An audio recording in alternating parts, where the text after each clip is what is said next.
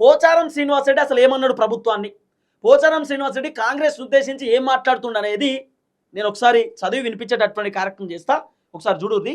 కాంగ్రెస్ ప్రభుత్వం ఉందా లేదా పోచారం శ్రీనివాసరెడ్డి చెప్తున్నాడు.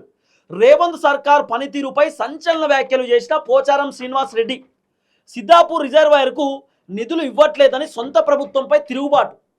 సిద్ధాపూర్ రిజర్వాయర్కి సంబంధించిన వ్యవహారంలో కాంగ్రెస్ ప్రభుత్వం నిధులు మంజూరు చేస్తలేరట. ఎందుకు నిధులు వస్తలేవని చెప్పి కాంగ్రెస్ ప్రభుత్వాన్ని, సొంత ప్రభుత్వాన్ని పోచారం శ్రీనివాసరెడ్డి ప్రశ్నిస్తున్నాడు. సొంత ప్రభుత్వాన్ని పోచారం శ్రీనివాసరెడ్డి నిలదీస్తున్నాడు. రేవంత్ రెడ్డి మాట తప్పిండు. రేవంత్ రెడ్డి మాట ఇచ్చి మాట తప్పిండట.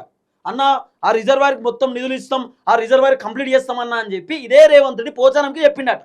ఇదే రేవంత్ రెడ్డి ఇవాళ నిధులు ఇస్తలేడు, మాట తప్పిండని పోచారం చెప్తున్నాడు. రేవంత్ అన్న మాట తప్పకపోతే మాట మీద కాన్స్టెంట్గా నిలబడే వ్యక్తి ఆయన. ఎంతసేపు మాట తప్పుడే కదా, మాట తప్పను మడమ తిప్పనని ఒకప్పుడు ఉంటుండే, ఇప్పుడు ఏం లేదు. మాట తిప్తా మడమ తిప్తా అని తిప్తా కథ. ఇప్పుడు అట్లుంది కథ. ఇగో సిద్ధాపూర్ రిజర్వాయర్కు నిధులు ఇవ్వట్లేదు, సొంత ప్రభుత్వంపై తిరుగుబాటట. రేవంత్ రెడ్డి మాట తప్పాడు. ఈ ప్రభుత్వంలో మంత్రులు ఎమ్మెల్యేలు ఫోన్లు లేపరు. ఈ ప్రభుత్వంలో మంత్రులు ఎమ్మెల్యేల ఫోన్లు లేపరాట. పోచారం చెప్తున్నాడు.